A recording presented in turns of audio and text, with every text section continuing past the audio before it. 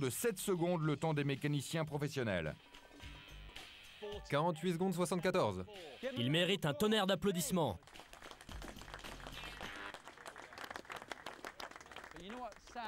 Le plus malheureux dans tout ça, c'est que cet essai comptait pour du beurre. C'est maintenant que les choses sérieuses commencent, puisque l'on passe aux essais chronométrés. 3, 2, 1, partez. Sous pression, l'équipe B n'arrive pas à répéter son exploit et la victoire revient à l'équipe A.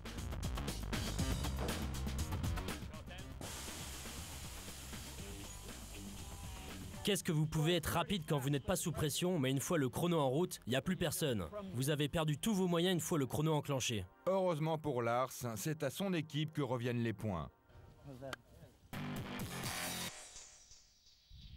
Les 24 heures de Dubaï sont une course éprouvante à la fois physiquement et mentalement. Pour mettre à l'épreuve leur endurance, les apprentis pilotes vont devoir se mesurer pendant 4 heures sur un circuit de karting. Tous les champions de sport automobile se sont fait la main en karting. C'est le cas de Michael Schumacher, Lewis Hamilton et bien d'autres encore.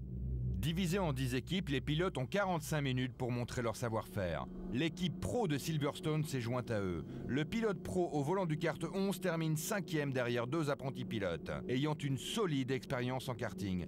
L'anglais Mark Perry est en pole position dans le kart 4. L'espagnol Luca Ordóñez au volant du kart 2 s'empare de la 3e place.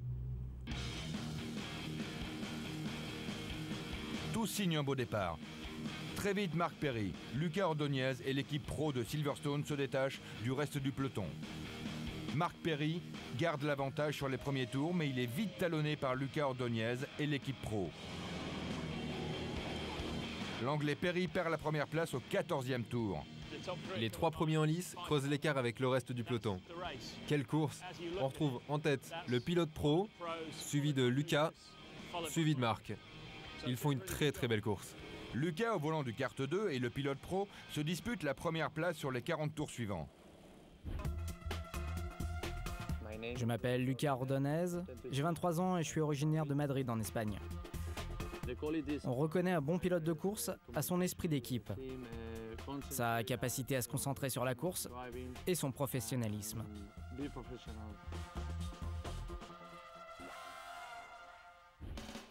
Chris Kart 8 est en tête. Il ne le sait pas encore, mais il n'y aura pas de changement de pilote.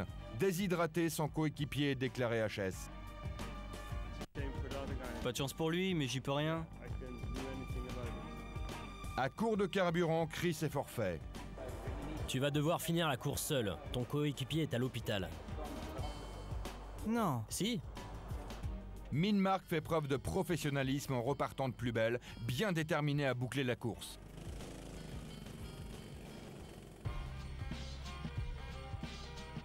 Min-Mark ne se laisse pas abattre. Il signe son meilleur temps au 168e tour après 3 longues heures de course. Chris Min-Mark, dans la voiture numéro 8, roule depuis plus de 3 heures. Pied au plancher, il est à fond. C'est une course éprouvante sur le plan physique. Il a les bras qui commencent à le titiller. On le voit se dégourdir les muscles. On n'a plus qu'à espérer qu'il tienne le coup. Min-Mark garde son sang-froid et reste en tête de la course jusqu'à la ligne d'arrivée. En signant une aussi belle course, le Suédois se positionne en sérieux rival pour la course d'endurance des 24 heures de Dubaï. C'est lui là. Le voilà. Bien joué les gars. Merci. Quelle course! Crois-moi mon gars, t'es un grand pilote d'endurance. Et ça, personne ne pourra te l'enlever. Merci beaucoup. Je m'appelle Chris Min-Mark, j'ai 22 ans et je viens de Vectrom en Suède. Je suis boulanger. Je sacrifie ma vie professionnelle pour tenter ma chance ici, à Silverstone. Je prends des risques, alors je ne compte pas me planter. Je vais tout faire pour gagner.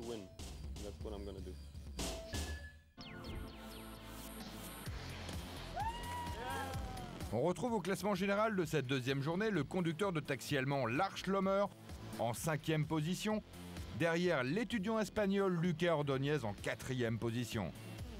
En tête de classement hier, l'anglais Matthew Gordon perd 2 places et se retrouve 3e. Après une journée remarquable, le Suédois Chris Midmark empoche la seconde place à 5 points seulement de son coéquipier français Fabrice Bernard qui accède au sommet du classement. À ce stade de la compétition, tout peut encore changer. Dans le prochain épisode de GT Academy...